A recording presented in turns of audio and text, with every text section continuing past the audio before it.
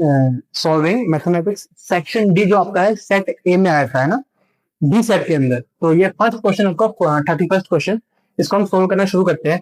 एक बार आप क्वेश्चन पढ़ लीजिए। तो इसमें कह रहा है एक ट्रायंगल है ए बी सी ट्रायंगल, मैं एक बार बना देता हूँ आपके सामने। इसमें क्या हो रहा है, साइड ए बी का मिड पॉइंट है डी, ऐसे ही साइड ए सी का मिड पॉइंट है एफ, और इधर मिड पॉइंट कौन सा है ई।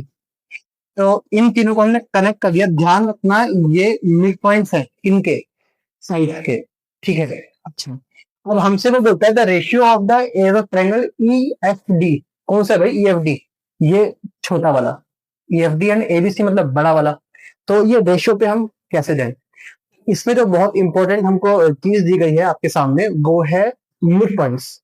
तो क्या करें मिड पॉइंट्स का? तो आपको एक मिड पॉइंट थ्योरम पता होगी कि अगर कोई ट्रायंगल है, let's say A B C, ये पी है और ये क्यू है। पी क्या है? पी इस ए बी का मिड पॉइंट है, और क्यू क्या है? क्यू इस ए सी का मिड पॉइंट है। तो मिड पॉइंट थ्योरम क्या कहती है? मिड पॉइंट थ्योरम ये कहती है कि ये पी क्यू जो होगा वो बीसी के क्या होगा? एक तो पैरेलल होगा, यस, और पी क्यू जो होगा वो बीसी का आधा भी होगा। बस सेम चीज, इस चीज का हम यहाँ पे यूज करेंगे। कैसे आप देखते हैं। फिर शुरू हो गए। ये इसका मिड पॉइंट है तो ये बराबर होंगे, ये इनका मिड पॉइंट है तो ये बराबर होंगे। फिर बाय मिड पॉइंट थ्योरम ये दोनों आपस में पैरेलल हो गए। कौन दोनों? डीएफ और बीसी। साथ ही जो डीएफ है वो बीसी का आधा भी होगा। आधा, जो मैं लाइन बोल रहा हूँ ध्यान से सुनना। ये डीएफ इस बीसी का आधा है, और बीसी का आधा तो बीई भी होगा। क्यों भाई? क्योंकि ई मिड पॉइंट है। मतलब जो डीएफ है और बीई है, कौन कौन? डीएफ और बी, में इसकी बात कर रहा हूं। डीएफ और बी ये आपस में इक्वल हो जाएंगे, यस, और साथ ही पैरेलल है। तो हम ये बोल सकते हैं ना, जो पैरेललोग्राम बन गया। कैसे भाई? हमको पता है कि if one pair of opposite sides is equal and parallel, तो वो बन जाता है पैरेललोग्राम। बस ये जो डी एफ ई बी है, ये मेरा पैरेललोग्राम बन गया है। जैसे ही ये मेरा पैरेललोग्राम बन गया, मेरा काम खत्म। कैसे? देखो, इस जो मैं पैरेललोग्राम बोल रहा हूँ सिर्फ उसको देखना। डी एफ ई बी ये पैरेललोग्राम है जिसका डायगोनल है डीई। तो एक प्रॉपर्टी होती है पैरेललोग्राम के अंदर की, जो डायगोनल है वो कॉन्ग्रुएंट ट्रायंगल्स में बांटता है। किसको? पैरेललोग्राम को।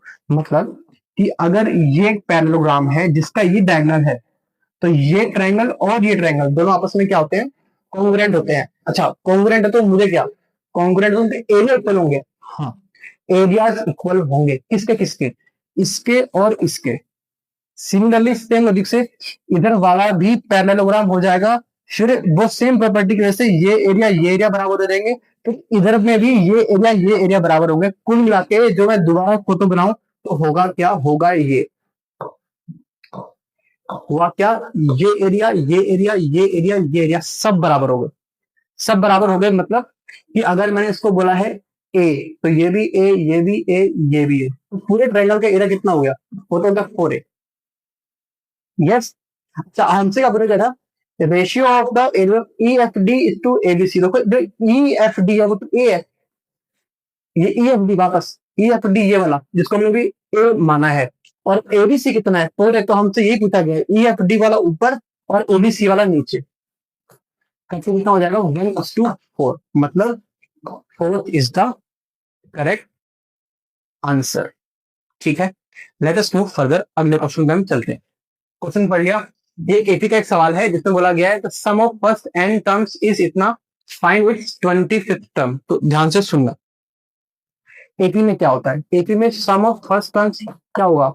A1 होगा। अरे एसएन का मतलब क्या होता है भाई? एसएन का मतलब होता है 1 से लेके एन तक का सम।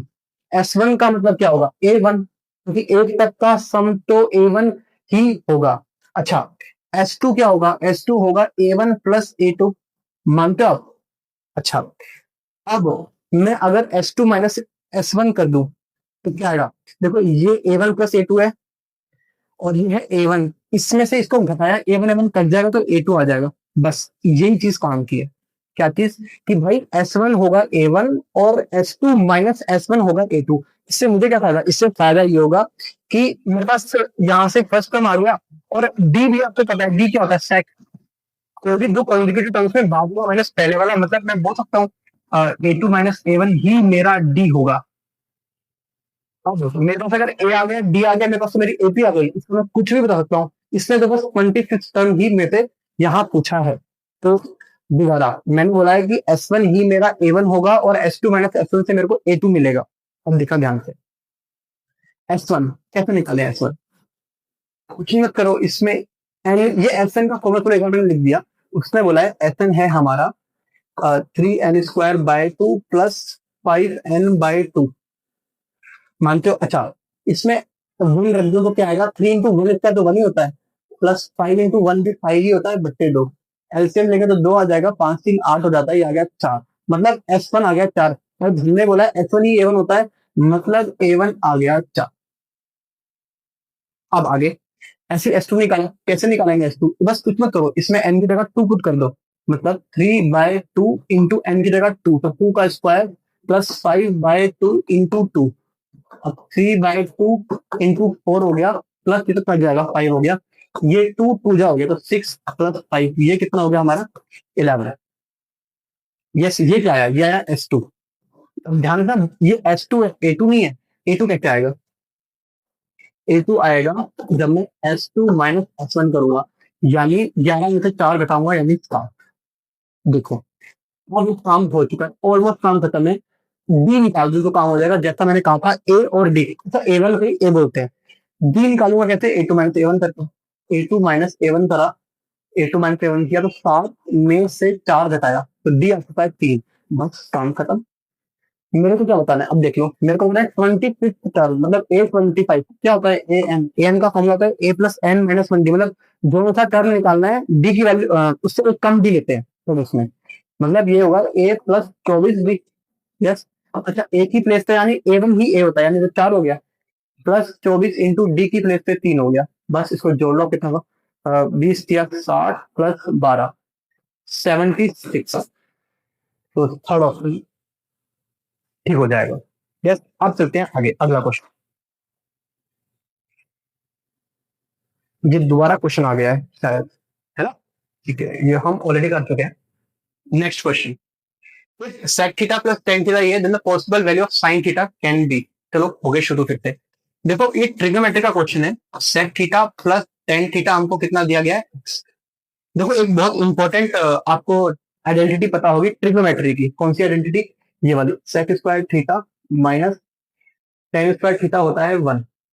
ठीक है, तो यहां से sec theta minus tan theta into sec theta plus tan theta कितना हो जाएगा, 1। देखो काम की बात यह है कि ये एक्सप्रेशन और ये एक्सप्रेशन प्रोडक्ट 1 है, मतलब ये एक दूसरे के रेसिप्रोकल है। ध्यान से सुनो, तो sec theta minus tan theta की वैल्यू आप डायरेक्टली यहाँ से देख सकते हो, क्या हो जाएगी, वो हो जाएगी 1/sec theta plus tan theta. ये ठीक है, मतलब इन दोनों की वैल्यूज रेसिप्रोकल होती है। ठीक है, कोई दिक्कत नहीं है। हमने क्या किया, sec theta minus tan theta निकाला। अभी हमने बताया था कि sec theta minus tan theta और sec theta plus tan theta एक दूसरे के रेसिप्रोकल है, मतलब इसकी वैल्यू कितनी हो जाएगी, किसकी वैल्यू, इसकी वैल्यू मैं निकाल रहा हूँ 1/, ये चीज, यानी कि 1/, ये चीज क्या है, तो x है, 1/x, मतलब इस एक्सप्रेशन का वैल्यू है 1/x। अब आप ऐसे सोचो, जैसे हम वो करते हैं ना लीनियर इक्वेशन इन 2 वेरिएबल, वैसे हम इसको सोल्व कर सकते हैं। कैसे, अगर मैं दोनों को ऐड करूंगा तो tan थीटा गायब हो जाएगा, तो मेरे पास क्या आएगा, मेरे पास आएगा 2 sec थीटा की वैल्यू आ जाएगी मेरे पास x प्लस 1/x। किसकी वैल्यू आई है, 2 sec थीटा की। क्या वैसे मेरे को तो sin थीटा पे जाना है, तो cos थीटा मेरे लिए ज्यादा रेलिवेंट है, क्योंकि फिर हम ट्रिग्नोमेट्री की हेल्प से, ट्रायंगल की हेल्प से बता सकते हैं आपको sin थीटा का वैल्यू। ठीक है, तो इसका एलसीएम एलसीएम एक बार ले लेते हैं, तो 2 sec थीटा कितना आ गया, x² प्लस 1/x। ध्यान से सुनना, अब आगे, अब हम ये बोल रहे हैं कि यहाँ से sec थीटा क्या होता है, sec cos थीटा का रेसिप्रोकल होता है। 2 इंटू sec थीटा की जगह लिख दिया 1/cos थीटा बराबर हो गया x² प्लस 1/x के। cos थीटा की वैल्यू यहाँ से निकाली, cos को उधर भेज रहा हूँ, लिख रहा हूँ उधर, ध्यान देना, ध्यान देना, cos थीटा को भेज रहा हूँ उधर और लिख रहा हूँ उधर। अच्छा, ये cos थीटा उधर गया तो वापस से इधर आया, मतलब 2x और ये नीचे आ जाएगा x² प्लस 1। ऐसे करने से मेरे पास किसकी वैल्यू होगी, cos थीटा की। तो मुझे cos थीटा नहीं चाहिए, मेरे को तो क्या चाहिए, मेरे को चाहिए साइन थीटा, कोई बात नहीं। हमको पता है कि साइन थीटा होता है under root 1 - cos square theta. ये कहां से आ गया? बहुत आसान है, ये वाली आइडेंटिटी थी ना, sine square theta plus cos square theta बराबर 1 वाली आइडेंटिटी, वहां से। एक सेकंड, इस साइड वर्क है हमारा, वापस शुरू हो गए। तो ये वैल्यू कितनी आ जाएगी? अंडर रूट के अंदर 1 माइनस कोस से लेके इसका स्क्वायर करना, तो 4x² और नीचे x² प्लस 1 का स्क्वायर। हम है यहां, ठीक है। ये चीज, इसको सोल्व कर लेते हैं। क्या था? अंडर रूट में दोबारा लिखा है ना, 1 minus 4x² upon x² plus 1 का स्क्वायर। इसको इधर एलसीएम ले लिया, क्या आ जाएगा? मैं डायरेक्टली खोल रहा हूँ ना, a प्लस बी का होल स्क्वायर, तो a² plus b² plus 2ab। ये क्या किया है? इसमें a प्लस बी का whole square, a² plus b² plus 2ab, minus का वो चल रहा है 4x² अपॉन में आया x² प्लस 1 का स्क्वायर। तो सोल्व किया, क्या आया? x की पावर 4, यहाँ से आया माइनस का 2x² plus 1 upon x² plus 1 का स्क्वायर। अच्छा, ये फॉर्मूला बन गया इसका, x² माइनस 1 का होल स्क्वायर। देखो, a² plus b² minus 2ab चीज लिखी है, और नीचे वही चल रहा है x² प्लस 1 का स्क्वायर। स्क्वायर से रूट कैंसिल हो जाएगा, तो क्या बचा? x² minus 1 upon x² plus 1। This is the answer. देखो कौन सा ऑप्शन है, तो third is the correct answer. ठीक है, अब आगे चलते हैं नेक्स्ट क्वेश्चन की तरफ। 6 years hence a man's age will be 3 times the age of his son and 3 years, ये एगो होगा वहां पे, सो प्लस लिख लेते हैं, ये एगो होगा। अब ठीक है, हाँ।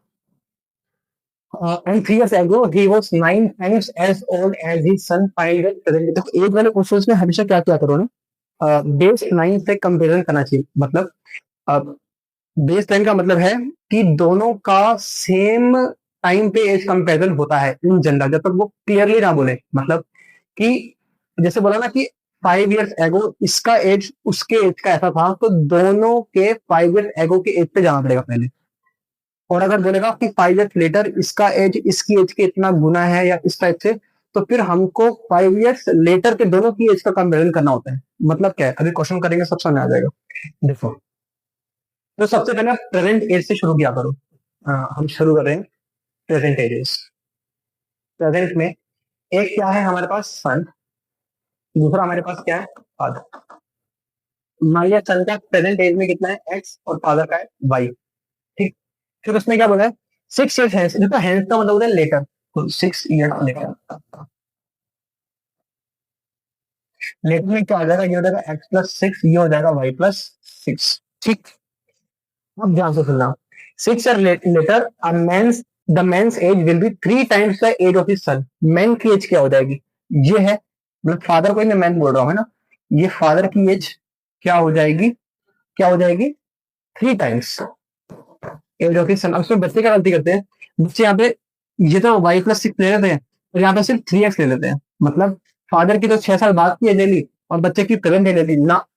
दोनों का सेम बेस लाइन पे कंपेरिजन होगा। मतलब अगर फादर के आपने 6 years बाद की एज ली, तो सन की भी 6 years बाद की एज से ही कंपेरिजन होता है, पहली बात। अब आगे, फिर उससे आगे बोला है एंड 3 years एगो, तो 3 years एगो। अब इसमें भी ये नहीं कि इससे 3 साल पीछे जानना, बेस लाइन से 3 year एगो जाना। मतलब 3 year एगो सन की एज अपने आप में 3 कम हो जाएगी, फादर की एज भी 3 कम हो जाएगी, इनमें कंपेरिजन होगा, हम ये बोल रहे हैं। तो अब क्या बोला गया है? 3 years एगो ही वॉज 9, कौन? फादर, है ना। Father was 9 times age old age his son. देखो, ऐसा करने से एक्स वाई में 2 लीनियर इक्वेशन मिल जाएंगे, उनको सोल्व करेंगे, आंसर आएगा। हो गया शुरू। y प्लस 6 बराबर 3x प्लस 18। सबको इधर, इसको जो वेरिएबल्स है उनको इधर किया है, तो y माइनस 3x कितना हो गया? 18 से 6 गया 12। एक इक्वेशन हाथ में आ गई, ये वाली, इधर आ जाओ। y माइनस 3 बराबर 9x माइनस 27। तो y माइनस 9x कितना आ गया भाई, ये हो गया माइनस का 24 जितना मेरे को दिख रहा है। अब इनको हम करेंगे सॉल्व। कोई भी मेथड आप लगा सकते हो, वैसे तो एलिमिनेशन लगा लो या सब्स्टिट्यूशन लगा लो, मैं एलिमिनेशन से कर रहा हूँ। माइनस का 24 तो सब्ट्रैक्ट करके तो y उड़ जाएगा, साफ साफ दिख रहा है। अ, चलो घटा दिया, माइनस वाई, ये प्लस और ये प्लस, ये कट गया। 9 में से 3 में 6x, 24 और 12 जोड़ा कितना हो गया 36। तो x कितना आ गया, x आ गया 6। हालांकि हमसे किसकी पूछी है, दोनों की पूछी है। ओके, तो ये तो सन की आ गई 6, तो मैन की कितनी आ जाएगी, y कितना आएगा, y कितना आएगा। तो आप किसी दोनों में से किसी क्वेश्चन में सब्स्टिट्यूट कर सकते हो। मैं ऊपर वाली भी कर दे रहा हूँ, तो कितना आएगा 12, और ये माइनस 3x इधर गया, प्लस का 3x, और x की प्लेस का मैं रख दिया 6, तो 3 इंटू 6, तो ये हो गया 12 प्लस 18 यानी 30। तो 30 मैन की जानी चाहिए और सन की जानी चाहिए 6, 6 30 6, ये ऑप्शन ठीक है, 30 6। राइट, तो ये ए वाले क्वेश्चन में हमको क्या ध्यान में रखना होता है, सेम बेस लाइन पे कंपेरिजन करना होता है। चले आगे। If one root of the quadratic equation is this, then the quadratic equation can be। तो देखो इसको करने का क्या है तरीका। मतलब तो आपको ये समझ आना चाहिए कि क्वाड्रेटिक इक्वेशन के रूट्स जो है वो कॉन्जुगेट पेयर में आते हैं। अगर इररेशनल रूट्स हैं, क्या कहना चाह रहे हैं हम, तो ऐसा किया, पहले इसको रेशनलाइज कर लिया तो चीज थोड़ी सी ज्यादा क्लियर दिखेगी। इसे करते हैं रेशनलाइज, इसके कॉन्जुगेट से मल्टीप्लाई करके, मतलब √4 प्लस √3 से ऊपर नीचे मल्टीप्लाई कर लिया मैंने। ठीक है, तो फिर क्या हुआ, ऊपर तो एज इट इज आ गया, √4 प्लस √3, नीचे क्या हुआ, नीचे ऐसे हुआ कि ये a plus B, A minus B, मतलब A square minus B square बन जाएगा। मतलब √4 का स्क्वायर, आई मीन लिख रहा हूँ, √4 का स्क्वायर माइनस √3 का स्क्वायर, ये होने वाला है, ये डिनोमिनेटर होने वाला है मेरा, यानी कि 4 - 3, 4 - 3। तो मेरा जो x आया वो आया, ये x क्या है, मैं एक रूट का नाम x बोल दे रहा हूँ बस ऐसे। अब पॉइंट ये है कि अगर एक रूट है √4 प्लस √3, तो दूसरा रूट क्या होगा, वो होगा √4 माइनस √3। अगर एक रूट है, इसको हमने चलो x1 बोल दिया, ये x2 हो गया। ठीक है, अच्छा दोनों रूट्स आ गए, तो आप बड़ी आसानी से कर सकते हो। आपको वो याद होगा ना कि क्वाड्रेटिक इक्वेशन क्या होती है, X square minus sum of roots into X plus product, ये होती है क्वाड्रेटिक इक्वेशन। तो बस हो गया शुरू। सम निकाला पहले, सम ऑफ रूट क्या होगा, देखो सम डायरेक्टली देखो, जब मैं इन लोगों को जोड़ूंगा, नीचे वन का कोई मतलब नहीं है, इन दोनों को जोड़ूंगा, √3 से √3 कट जाएगा, रूट पर मिलकर दो रूट पर हो जाएंगे, सम हो गया 2√4 और प्रोडक्ट।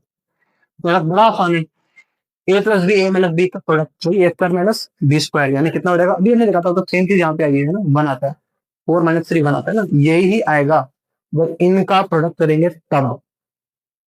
इक्वेशन क्या हो गई, एक्स स्क्वायर माइनस सम की जगह आ गया 2√4 एक्स प्लस प्रोडक्ट की जगह आ गया 1 इज इक्वल टू 0। तो देख लो कौन सा आंसर आया, ये आया हमारा, आई थिंक ए ऑप्शन आ गया ना। हाँ, ए इज द करेक्ट। अच्छा वैसे इसका एक अल्टरनेट मेथड भी है, देख लो अगर समझ में आ जाता है, वेल एंड गुड। हालांकि वो 11th में बताते हैं, इस चीज को इधर ले जाओ, मतलब चलो मैं आपको दिखा देता हूँ कर, कहाँ पहुंचे हैं। ये तो मतलब मैंने आपको 10th के हिसाब से बता दिया, मेथड है ना, 11th के हिसाब से देखो कैसे कर सकते हो उसको, कि इनमें से कोई भी एक यूज कर लिया मैंने, ऊपर वाला कर लिया x1, x1 को ना x लिखा, क्यों लिखा अभी समझ में आएगा। ठीक है, प्लस था, इनमें से एक रूट को मैं इधर ले गया, अब मैंने कर दी स्क्वायरिंग, तो क्या आया, x माइनस, ये मेथड 2 बता रहा हूँ, समझ में आ गया, वेल एंड गुड, वरना 11th क्लास में समझ में आ जाएगा। ठीक है, बस एक बार देख, इसमें a माइनस बी का स्क्वायर किया तो क्या आया, a square plus B square minus 2ab is equal to 3, सब कुछ इधर ले आए, मतलब एक्स स्क्वायर माइनस 2√4x, 4 में से एक गया तो +1, यही आंसर आया था देखो, x square minus 2√4x plus 1, बिल्कुल। अच्छा कोई बोल सकता है कि सर अगर मैं इसको लेके आता, मतलब आपने तो 4 को इधर शिफ्ट किया, मैं 3 को करता तो आंसर अलग आता, बिल्कुल अलग आता, तो मुझे बोलता नहीं, वो भी ठीक है। मतलब ये कहने का क्या कहने में, मैं लिख के बता देता हूँ, मैं ये बोल रहा हूँ कि कोई बोल सकता है ना सर आपने तो √4 को भेजा है, √3 को भेज के देखते हैं, भेज लो भाई, एक्स माइनस √3 बराबर √4, अब कर लो स्क्वायर, क्या आएगा वही a माइनस बी का स्क्वायर, लिख दिया चलो, a square plus B square minus 2ab और यहाँ पे 4, तो ये आया एक्स स्क्वायर माइनस 2√3x, 3 से 4 गया माइनस का 1। अब ये भी आंसर है भाई, तो ये आंसर ठीक है कि आंसर दोनों आंसर ठीक है, दोनों आंसर क्यों ठीक है, दोनों का वो रूट है, एक्चुअल में ये दोनों का रूट है, तो दोनों आंसर ठीक है। और वो ऑप्शन में हम पे जो था हमने वो टिक कर दिया बस, ये हम बोल रहे हैं। ठीक है, अब चलते हैं आगे। नेक्स्ट क्वेश्चन, अच्छा क्वेश्चन है ये वाला। If the mean of x and 1/x is m, the mean of x cube and 1/x cube is, तो क्या होता है मीन, मीन होता है sum of observation upon number of observation, और अगर दो ऑब्जर्वेशन हैं तो उनका एवरेज मतलब a प्लस बी बाई 2। तो अभी उनके दो ऑब्जर्वेशन हैं x और 1/x, उनका मीन है m। ध्यान देना, मतलब ये कह रहा है वो, मैं वापस बोल रहा हूँ, अगर a b दो नंबर दिए, इनका मीन क्या होता है, सम बाय 2, ये होता है इनका मीन। ठीक है, अब क्वेश्चन देखो, हाँ? और 1/x का मीन यानी x प्लस 1/x/2, मतलब a की जगह x है और b की जगह 1/x है, इनका मीन लिया, उसकी वैल्यू है m के बराबर। ठीक है, पूछा क्या गया है, एक्स क्यूब और 1/x क्यूब का मीन बताओ, मतलब एक्स क्यूब प्लस 1/x³ बताना है हमको, ये चीज बतानी है।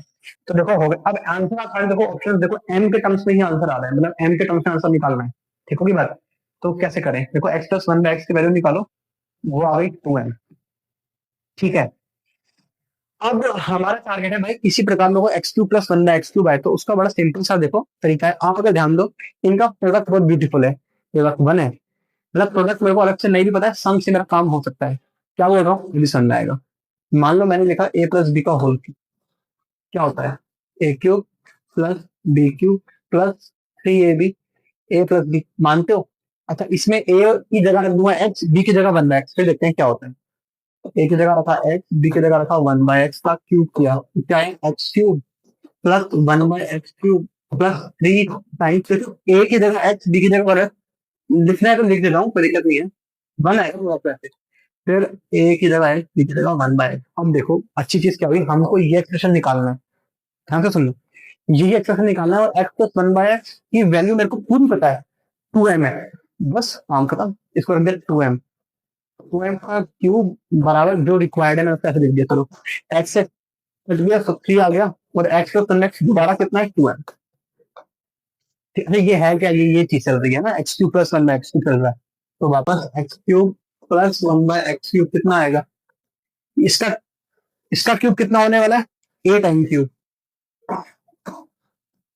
ये उधर मतलब क्या करके रहा हूँ, उसको लिखा क्या, ये दिस माइनस दिस, इसको मैंने लिखा वही 8m³ माइनस दिस चीज, यानी कि 6 है, ये आया, और रिक्वायर्ड एक्सप्रेशन क्या है, बट्टे 2, ये रिक्वायर्ड एक्सप्रेशन है, तो बस 2 से डिवाइड कर दिया, यही कर दूं, 2 से डिवाइड कर दिया, वही चाहिए था।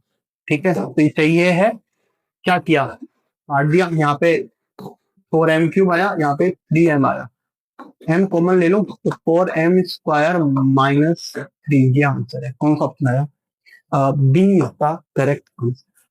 यस, चलो आगे चलते हैं। ये देखो, द नंबर 3 की पावर 13 माइनस 3 की पावर 10 इज डिविजिबल बाय, तो देखो यहाँ पे ये क्वेश्चन प्राइम फैक्टराइजेशन का है, मतलब ऐसे, जैसे 10 है, 10 लिखा है, मान लो 2 × 5, तो ये 2 भी 10 को डिवाइड करेगा, 5 भी 10 को डिवाइड करेगा, ऑफकोर्स 10 और 1 तो करेंगे ही करेंगे, क्योंकि every number is divisible by 1 and itself. उसके अलावा हम बोल रहे हैं कि इस 10 की प्राइम फैक्टराइजेशन में जो जो प्राइम फैक्टर इन्वॉल्व होंगे, ये 10 उन सबसे डिवाइड होगा दोबारा, इस 10 की प्राइम फैक्टराइजेशन में जो जो नंबर्स, जो जो प्राइम्स इन्वॉल्व होंगे, ये उनसे तो डिवाइड होगा, बाकी उनके संगठन से भी डिवाइड हो जाएगा। अब आगे, तो मैंने पहले क्या किया, इसको थोड़ा सिंप्लीफाई किया, तो दोनों में देखो छोटी पावर कॉमन लेनी होती है, यहाँ पे 13 है, यहाँ पे 10 है, तो मैंने 10 कॉमन ले ली, एक्सपोनेंट रूल के हिसाब से यहाँ बचेगी कितनी पावर, 3 पावर -1, मतलब देखो ऐसे बोल रहे हैं कि, ऐसे समझो तुम, तो मान लो x³ होता है ना, उसमें x कॉमन हो तो क्या बचेगा, ऑफकोर्स x² बचेगा, है ना, ऐसे सोच सकते हैं। ऐसी 13 थी, 10 कॉमन ले, कितनी बचेगी, 3 बचेगी, और क्या बचेगा, इसको तो छोड़ दिया थी 3 के टाइम को, 3 × 10 कितना, 27, 27 -1 लिखा, 3 की पावर 10, 27 में से गया 26, इसकी फर्दर फैक्टराइजेशन कर लो, 3 की पावर 10, ये होगा 2 × 13, तो देखो इसकी किसकी, इसकी प्राइम फैक्टराइजेशन क्या क्या आ गया, एक तो 3 आया, एक 2 आया, और एक 13 आया, तो सबसे डिवाइड होगा, तो 2 3 13 सबसे डिवाइड होगा, ऐसे। ठीक है, चलो आगे चलते हैं।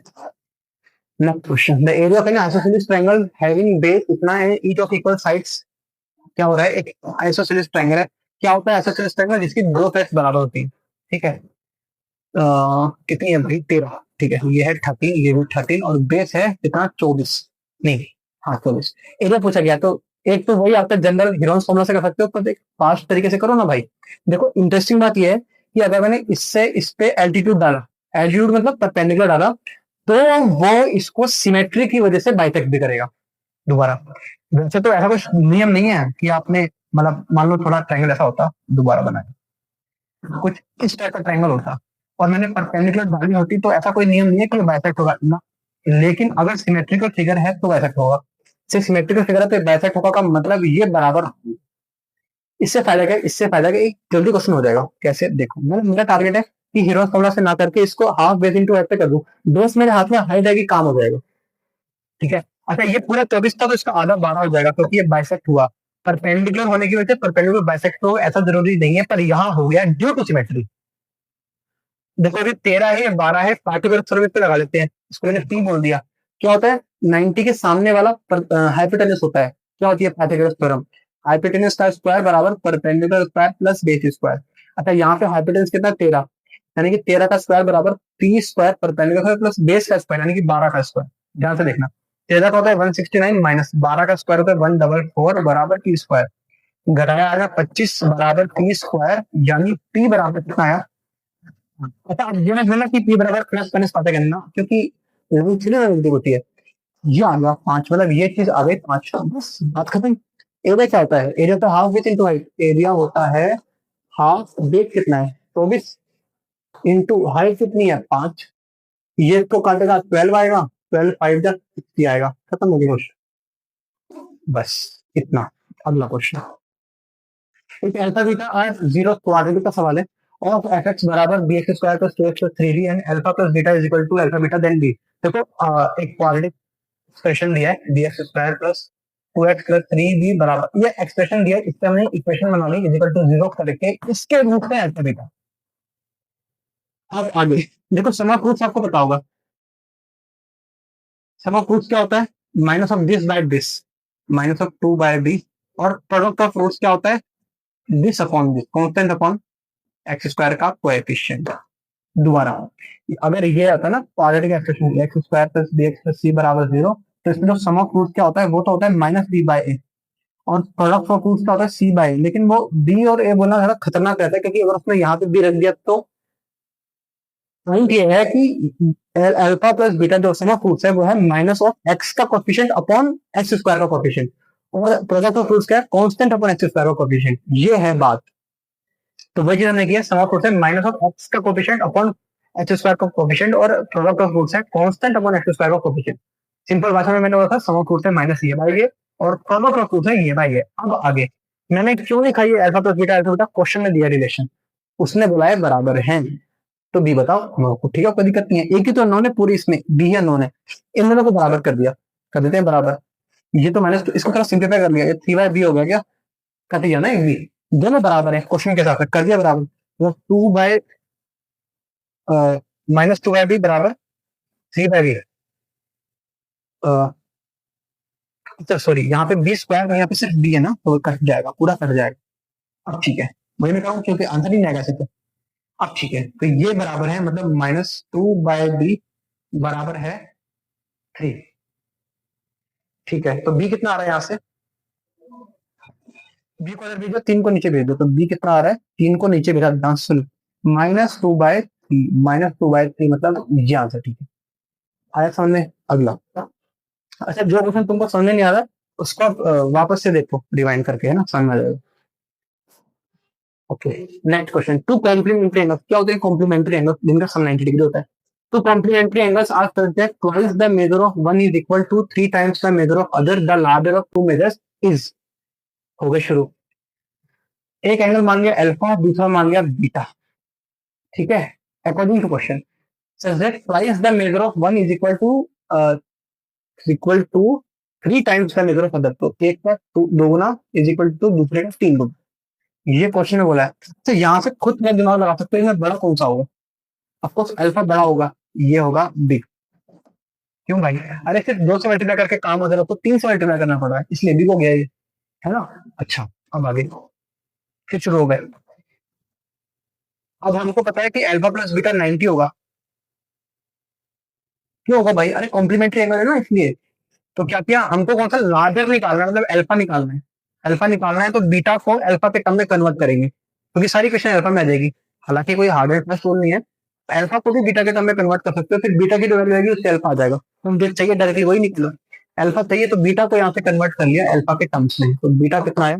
बीटा को आइसोलेट करना है, तो ये 3 नीचे घुस गया इसके, तो 2 अल्फा/3 ये आ गया बीटा, इसको रख दिया इसमें, अल्फा प्लस बीटा की जगह ये चीज, 2 अल्फा/3 ये आ गया 90 के बराबर। एलसीएम ले लो तो 3 यहाँ पे 3 से मल्टीप्लाई हो जाएगा, मैं 3 यहाँ पे लूंगा। 3 alpha plus 2 alpha, 3 alpha plus 2 alpha बराबर आ गया 90, तो 5 अल्फा/3 ये आ गया 90। तो ये इसको कैंसिल कर लेते हैं, कैलकुलेशन थोड़ी सी कर लेते हैं। 5 एकम 5, 5 × 8 = 40। अल्फा कितना आ गया? 18 × 3 यानी कि कितना? 54 डिग्री है कोई ऑप्शन? सेकंड बिल्कुल ठीक हो गया। ठीक है, तो जो हमने दो चीजें समझी यहाँ पे कि भाई जिसको कम से मल्टीप्लाई करने पे काम हो जा रहा है वो वाला बड़ा होगा। यस, और सम 90 को कभी कॉम्प्लीमेंट्री एंगल्स हैं। अगला question, if in a triangle ABC it is given that AD is the internal bisector of angle A. ठीक है, AB है 10, AC है 14 एंड BC है 6, देन CD बताओ। ठीक है, ये फिगर क्लियर नहीं होगी, मैं दोबारा बना देता हूँ।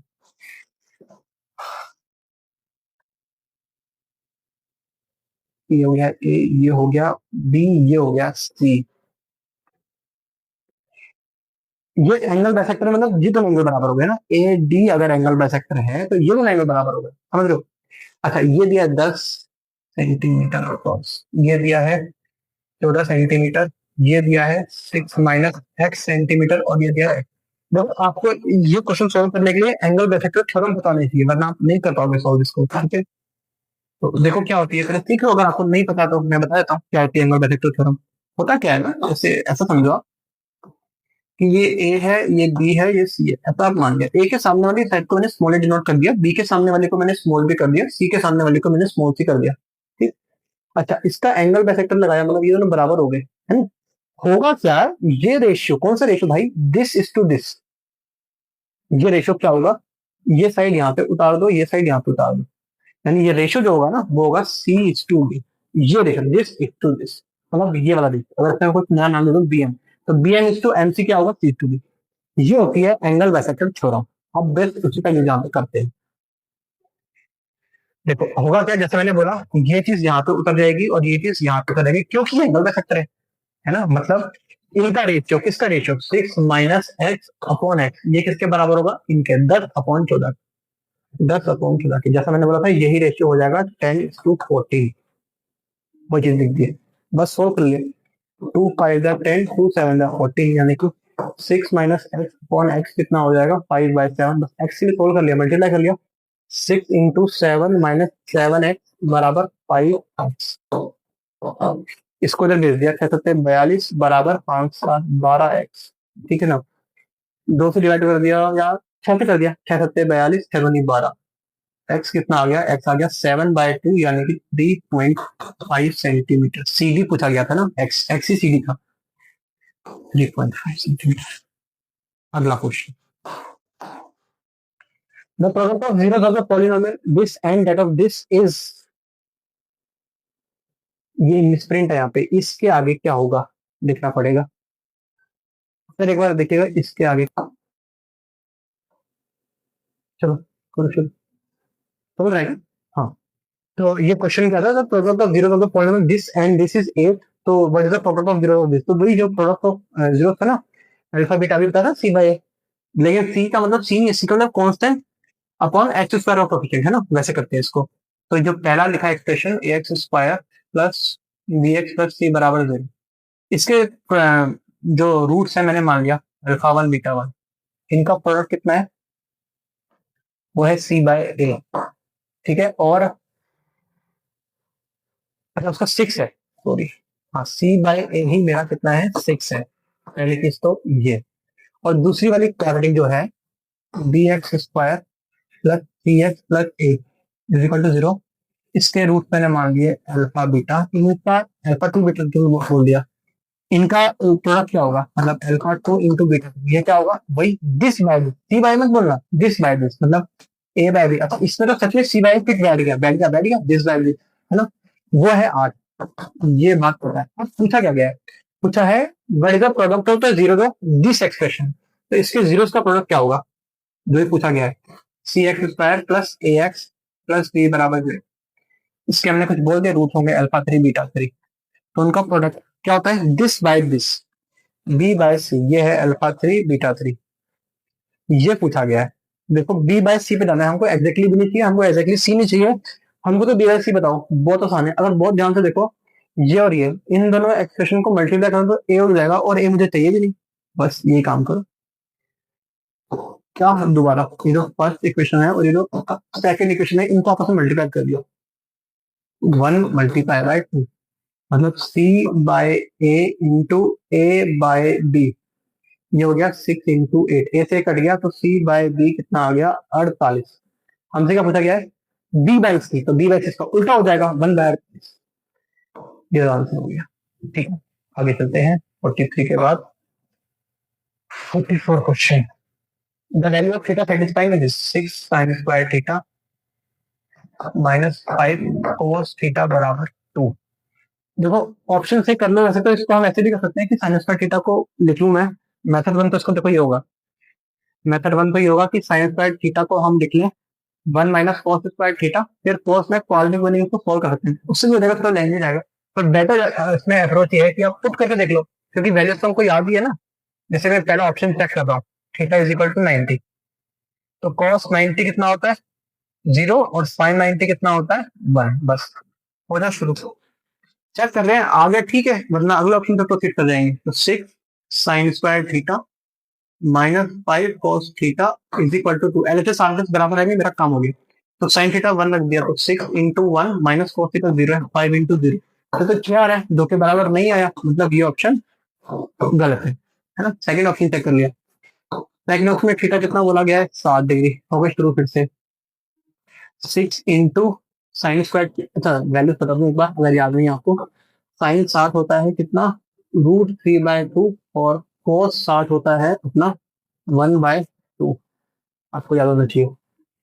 इस एक्सप्रेशन में पुट किया 6 × साइन स्क्वायर, इसका स्क्वायर कितना होगा √3 का 3, 2 का 4, माइनस 5 × इसका स्क्वायर यानी कि 1/4, ठीक है, तो 18/4, एलएचएस चेक कर रहा हूँ, 2 के बराबर है, काम हो गया, 5/4, 18 में से आ गया 13/4, 13/4 तो 2 नहीं होता, तो ये ऑप्शन भी गलत। थर्ड ऑप्शन चेक किया, थीटा बराबर 45 डिग्री, तो 45 पे, अच्छा 45 वैसे चेक करने की जरूरत ही नहीं है, क्योंकि क्यों नहीं जरूरत वो भी देख लो, साइन 45 होता है 1/√2, और cos 45 भी इतना ही होता है। जब मैं सोल्व करूंगा तो 6 × साइन स्क्वायर थीटा, वो तो 1/2 हो जाएगा, माइनस 5 × cos 45 1/√2, अब ये √2 तो कैसे से कैंसिल होने वाला है नहीं, तो 2 आने का तो सवाल ही पैदा नहीं था। अच्छा जब पहला दूसरा तीसरा गलत हो गया, चौथा ही आंसर है ऑफ कोर्स, फिर भी चेक कर लेते हैं। चौथा ऑप्शन 6 चलो एक बार वैल्यू लिख दी मैंने आपके सामने, ये तो बेकार हो गया, इसको मैं हटा रहा हूँ, ठीक है, ये नहीं ऑप्शन, ठीक, इनमें से आंसर आ चुका है चौथा ऑप्शन, फिर भी एक बार वैल्यू निकाल के वेरीफाई कर लेते हैं। ठीक है, this 36 space is sufficient, 45 भी नहीं हो सकता, 60 वाला एक बार साइंस से, अच्छा अच्छा अच्छा अच्छा, अरे 60 वाला एक बार दोबारा में चेक करूँ, मतलब पहले दोबारा देखा, साइन 60 होता है √3/2, और cos 60 होता है 1/2, वापस रखा इस एक्सप्रेशन में, 6 × इसका स्क्वायर यानी कि 3/4 माइनस 5 × 1/2, हाँ अब ठीक लग रहा है ये, तो 2 3 जा 6, 2 2 जा 4, यानी कि 9/2 माइनस 5/2, यानी कि 4/2, यानी कि 2, अच्छा यही ऑप्शन थी, पिछली बार थोड़ा कैलकुलेशन में हमने गलती कर दी, दो ही ऑप्शन ठीक है। हमने 2 the two digit number which becomes 5/6 of itself when its digits are reversed, the difference in the digits of the number being 1 is, ठीक है, तो देखो उसने यहाँ पे बोला है एक नंबर था उसको हमने पलटा इसमें पे जो रिजल्ट आया वो ओरिजिनल नंबर का 5/6 हो गया। 5/6 हो गया मतलब कम हो गया, ठीक है ना। अरे तो क्यों कम हो गया भाई, क्योंकि 5/6 की वैल्यू अपने आप में 1 से छोटी है। जैसे कोई भी नंबर है, मान लो 50, इसको मैं 5/6 से मल्टीप्लाई करूंगा तो आंसर आएगा वो 50 से कम ही आने वाला है, क्योंकि वो ये चीज अपने आप में 1 से छोटी है इसलिए। ठीक है, तो आंसर मतलब रखने का आंसर छोटा आएगा, पहली बात तो ये। तो भाई अगर ये और दूसरी बात बोला गया the difference in the digits of the number being 1, तो भाई इसके डिजिट का डिफरेंस भी 1 है, इसके डिजिट का डिफरेंस भी 1 है, तो इसके डिजिट का डिफरेंस तो 3 है। तो ये तो वैसे ही ऑप्शन हमारा गलत हो गया। ठीक है? इन दोनों में देखते हैं। अच्छा ये भी आंसर नहीं हो सकता, क्यों? क्योंकि इधर इस समय अभी ऐसे देख लो, 45 का मैं 5/6 निकालूंगा तो वो कभी 54 तो नहीं आएगा। इसमें ना प्लस में तो ये 5/6 होने वाला है, मतलब ऐसा। और जो आंसर आया वो ओरिजिनल का 5/6 आया, तो ये तो हो सकता। अच्छा 54 को देखो, 54 का 1/5/6 निकला, तो 6 9 का 54 होता है, 9 × 5 45 आया। वो हम चाहते थे कि ये ऐसा पलटा हुआ नंबर आ जाए, ऐसा बोल सकते हैं 5/6 करने पे पलटा हुआ आ जाए, उल्टा दे दो, लिखने पे 5/6 हो गया। दोनों एक बात है, इसका मतलब ये ऑप्शन ठीक है। नॉन ऑफ दिस तो मतलब ही नहीं होता। अगला question, the value of this expression cos 4x plus cos square x sin square X plus sin square x. मैं न्यूमरेटर पहले सॉल्व कर ले रहा हूँ। इन दोनों में मैंने cos स्क्वायर एक्स कॉमन लिया, यहाँ से क्या बचा cos स्क्वायर एक्स, यहाँ से क्या बचा sin square X plus sin square x, ऐसे रहने दिया। ये आइडेंटिटी है, sin square X plus cos square x 1 होता है, तो ये cos स्क्वायर एक्स ही बताइए 1 हो गया है ना, प्लस वो sin स्क्वायर एक्स है, इनका हम वापस से 1 हो गया, मतलब न्यूमरेटर 1 हो गया। डिनोमिनेटर को चेक कर लेते हैं, cos square X plus cos square x sin square X plus sin 4x। ठीक है, इन दोनों में ये कॉमन ले लिया, हायर पावर की कॉमन ले ली। अब क्या होगा, यहाँ से sin स्क्वायर एक्स कॉमन लिया ना मैंने, sin स्क्वायर एक्स कॉमन लूंगा तो यहाँ से बचेगा cos स्क्वायर एक्स, यहाँ से बचेगा sin स्क्वायर एक्स, ये as it is copy cos square X, तो ये चीज 1 हो गई। फिर वही cos square X plus sin square X, जो वापस से 1 हो गया, मतलब न्यूमरेटर भी बनाया डिनोमिनेटर भी बनाया, तो ऑफकोर्स उनका रेशियो भी बनाएगा। अगला question 47, a cubic polynomial with sum of products of its zeros taken two at a time and product of its zeros has this is। देखो क्या बोल रहा है, क्यूबिक में क्या होता है, जैसे जैसे आप क्वाड्रेटिक के लिए देखते हो वैसे क्यूबिक के लिए होता है। मैं थोड़ा लिंक करके बताता हूँ। जैसे ये होता है ना, ये क्वाड्रेटिक है इसलिए सम ऑफ जीरोस होता है, और एक प्रोडक्ट ऑफ जीरोस होता है। सम ऑफ जीरोस क्या होता है, minus of this by this, minus B by. Product क्या होता है, दिस बाय दिस। तो ध्यान दे रहे हो क्या हो रहा है, माइनस आ रहा है फिर प्लस आ रहा है, यस माइनस प्लस। अच्छा इसको बोलते हैं sum taken 1 at a time, इसको बोलते हैं sum taken 2 at a time. Cubic के लिए क्या होता है ना, ऐसा देखो, x cube plus b x square plus सी एक्स प्लस डी बराबर 0, इसके रूट हमने मान लिए अल्फा बीटा और गामा होता है। तो सम ऑफ रूट यानी कि alpha plus beta plus gamma. पहला वाला क्या आता है, minus of this by this, मतलब माइनस का बी बाय ए। फिर 2 at a time, alpha beta plus beta gamma plus alpha gamma minus का प्लस सी बाय ए। फिर 3 एट अ टाइम यानी अल्फा बीटा गामा, वो क्या आएगा डी बाय ए, मतलब माइनस प्लस माइनस ऐसा होता है। आगे क्लैरिटी। अब देखो, cubic polynomial sum of product, इसी को 2 एट अ टाइम को सम ऑफ प्रोडक्ट भी बोलते हैं। ठीक है, मतलब ये चीज तो पहली चीज है, वो कितनी दी गई है हमको 3, पहली चीज दी गई है 3, फिर ये चीज दी गई है -1 और ये चीज दी गई है -3। अच्छा मेरे को तो क्यूबिक चाहिए, तो क्या मुझे एबीसी चाहिए ना, कुछ नहीं चाहिए आपको। कैसे, आपको याद होगा, इससे लिंक करें तो अपना ऑप्शन आ जाएगा। क्वाड्रेटिक क्या होती है, X square minus sum of roots into X plus product बराबर 0, कैसा होता है।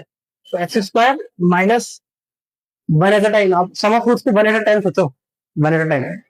फिर ये 2 एट अ टाइम इसके केस में, तो बस ये सेम लॉजिक को एक्सटेंड किया, मतलब आंसर क्या होगा, पहले आएगा एक्स क्यूब फिर माइनस 1 एट अ टाइम मतलब 3 एक्स स्क्वायर, फिर माइनस का बोल मैंने प्लस, प्लस फिर 2 एट अ टाइम वाला, वो अपने आप में -1 है, यहाँ पे एक्स आएगा। फिर क्या बोला हमने, माइनस प्लस वापस से माइनस, और माइनस अपने आप में एक बार फिर से तो प्लस का हो जाएगा 3 और कांस्टेंट आया, x cube minus 3x² minus x plus 3 बराबर 0। ये तो इक्वेशन हो गई। और अगर एक्सप्रेशन की बात करें तो वहां पे क्या आ जाएगा? एक्सप्रेशन के लिए हमको के लगाना पड़ता है, इक्वेशन में के की जरूरत नहीं पड़ती। तो कौन सा ऑप्शन आया? चला लॉजिक क्या है? ये logic minus plus minus at one at a time, two at a time, three at a time. अगर समझ नहीं आया, डोंट वरी, 11th क्लास में आप थ्योरी ऑफ इक्वेशन पढ़ोगे, पार्शियल की इक्वेशन है, तो आपको ज्यादा क्लियर होगा। ठीक है, आगे चलते हैं। The value of x for the polynomial this vanish simultaneously। देखो vanish simultaneously में दोनों की वैल्यू जीरो हो जाए किसी खास x के लिए। तो बहुत सिंपल है। सबसे आसान से ऑप्शन रख के देख लो, पर अगर पूरा सोल्व करना है तो ऐसे करो, इसकी फैक्टर करो, क्या आएगा? x-1 x+1। इसकी फैक्टर परफेक्ट स्क्वायर होगी, x-1 का स्क्वायर। तो दोनों का कॉमन फैक्टर क्या है? x-1। तो x-1 फैक्टर है दोनों का। तो x-1 इज इक्वल टू 0, मतलब x इज इक्वल टू 1 के लिए दोनों निपट जाएंगे, क्योंकि x इज इक्वल टू 1 रखने पे ये भी जीरो देगा, x इज इक्वल टू 1 देने पे ये भी जीरो देगा। x इज इक्वल टू दोनों का कॉमन रूट है। यहाँ सर रख के देख लो, 1 ये 1 माइनस 1 जीरो देगा, ये भी 1 + 1 2, 2 माइनस 2 ये भी जीरो हो जाएगा। The condition that the zeros of the polynomial this may be in the ratio 3:4। मतलब एक एक्सप्रेशन है x² plus mx plus n, उसने जीरो बोल दिया। इसके मैंने बोले अल्फा बीटा है, उसने बोला है अल्फा अपॉन बीटा, यानी रेशियो कितना है? 3/4। हमको एन एम एल में रिलेशन चाहिए, तो ये तो उसने बोला। हमको क्या पता होता है? हमको सम ऑफ रूट्स पता होता है। अल्फा प्लस बीटा कितना होता है? Minus of this by this, मतलब minus of n by l. और प्रोडक्ट ऑफ रूट्स यानी अल्फा बीटा, वो कितना होता है? दिस बाय दिस, मतलब एन बाय एल, ऐसे। ठीक है ना? तो हमको अल्टीमेटली अल्फा बीटा उड़ाने हैं, अल्फा बीटा उड़ाने हैं, बाकी सब चाहिए हमको। तो ऐसा कर सकते हो, यहाँ से निकालो अल्फा की वैल्यू, निकालो कितना आएगा? 3β/4। उसको उठा के इसमें रखो पहले। ऐसा करने से पूरा एक्सप्रेशन बीटा में बचेगा, फिर उस बीटा की वैल्यू जो आएगी ml के टर्म्स में, उसको उठा के इसमें रख देंगे, अफकोर्स अल्फा वाली भी। फिर काम खत्म, हो गए शुरू। ये रखा इसमें, यानी कि 3β अल्फा की जगह प्लस बीटा बराबर -m/l। एलसीएम ले ले, यहाँ पे आएगा 4, 4 यहाँ पे आएगा 4 × 7 बीटा बराबर -m/l। बीटा निकालो, माइनस का 4m/7l। इसको इधर, इसको इधर, ये चीज को उठा के आप इसमें। तो चलो, इतने तो ज्यादा खराब लग रहा है, सभ्य तरीके से कर लिया।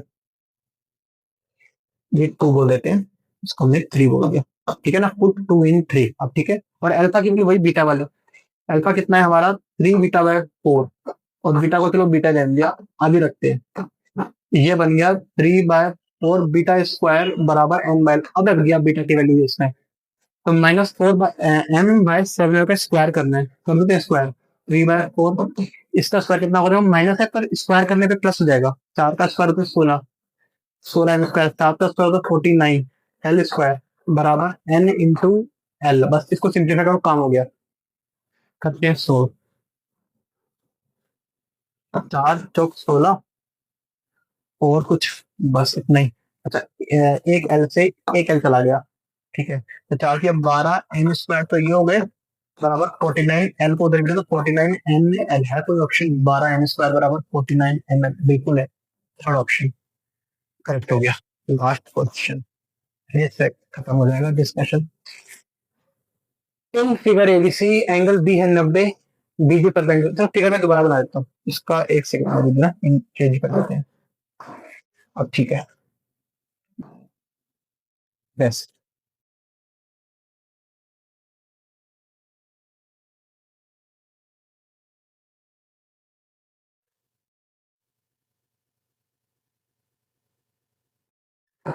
A B C D. हाँ, एंगल भी 90 है, बी डी परपेंडिकुलर है, इसी के ए बी 10 दिया है, ए बी 10 दिया है, बी सी दिया है 20। पूछा क्या गया है भाई? बी डी बताओ। तो थोड़ा सा देखो क्वेश्चन कैसे करेंगे, ध्यान देना। पहले तो आप ये समझ लो कि इसमें आप एटलीस्ट पाइथागोरस थ्योरम तक तो सोचो। इस पूरे ट्रायंगल में पाइथागोरस थ्योरम लगाऊंगा, तो ये एसी का स्क्वायर है, ये तो हाइपोटेनस है, कैसे मालूम पड़ा हाइपोटेनस है? 90 के सामने वाला हाइपोटेनस। हाइपोटेनस स्क्वायर बराबर परपेंडिकुलर का, तो बेस स्क्वायर मतलब 10 का स्क्वायर प्लस 20 का स्क्वायर, मतलब 100 प्लस 400। यानी 500, ये आ गया ए सी स्क्वायर। ए सी क्या आ गया इसका रूट, तो रूट 500। तो देखो ये 100 लिखा है, 100 का 10 निकला रूट 5, ऐसा ऐसा करने से ए सी आ गया। हमको एडी बी डी निकालना है, तो मैं ऐसे कर रहा हूँ, इसको मैंने पी बोल दिया जो निकालना है, ठीक है ना। इसको अगर एक्स बोलूं एडी को, तो डीसी कितना होगा, वो होगा 10√5 - एक्स। कैसे कैसे, ये पूरा 10√5 था, अगर ये एक्स है तो ये 10√5 - एक्स होगा, बिल्कुल होगा। पॉइंट है, मेरे को वो क्या निकालना है, पी निकालना है। तो क्या किया, एक बार इस वाले ट्रायंगल में पीजीटी, एक बार इस वाले ट्रायंगल में पाइथागोरस थ्योरम, फिर सॉल्व होगा ये क्वेश्चन, हो गए शुरू। तो फिर वही देखो, इस बार ये 90 बोल रहा हूँ, ये ट्रायंगल के अंदर तो ये 90 आ रहा है ना, और ट्रायंगल के अंदर तो ये 90 आ रहा है। फिर 90 के सामने वाला हाइपोटेनस, हाइपोटेनस ऊपर वाले ट्रायंगल में बोल रहा हूँ, मतलब 10 स्क्वायर बराबर x square plus P square, पहली बात तो ये। फिर नीचे वाले ट्रायंगल में 90 के सामने वाला हाइपोटेनस यानी कि 20, 20 का स्क्वायर बराबर 20 का स्क्वायर बराबर पी स्क्वायर प्लस 10√5 - एक्स का स्क्वायर। समझ रहा कौन सा ट्रायंगल बोल रहा हूँ, ये वाला ट्रायंगल 90 के सामने वाला हाइपोटेनस। अच्छा, तो पी स्क्वायर का वैल्यू उठा के यहाँ रख देते हैं, ठीक है। एक्स हमको क्या निकालना है, हमको पी ही निकालना है, ठीक है। पी स्क्वायर का वैल्यू यहाँ से निकालो, पी स्क्वायर यहाँ से कितना आएगा, 10 का स्क्वायर तो 100, ये 100 हो जाएगा ना, 100, 100 - एक्स स्क्वायर, ठीक है। बिल्कुल रख दिया इसमें लाके, तो 20 का स्क्वायर 400 बराबर पी स्क्वायर की जगह हमने क्या निकाला है, 100 - एक्स स्क्वायर। अब इसमें ए माइनस बी का होल स्क्वायर खोला, ए स्क्वायर मतलब 10√5 का square plus B square -2 A B, बनेगा 20√5 एक्स।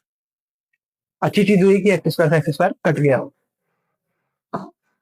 एक्स में एक लीनियर एक्सप्रेशन आया, वहां से एक्स आ जाएगा, तो इसको फिर सोल्व किया, तो 400 बराबर 100 प्लस, देखो 10 का स्क्वायर 100, रूट 5 का स्क्वायर 5, -20√5 एक्स, ये कितना का 500, ये 600 इधर गया, ये तो 400 से 600 गया तो माइनस का 200 बराबर -√5 एक्स, माइनस माइनस कटा, 20 ने इसको 10 बार मारा, 10/√5, ये आया है x।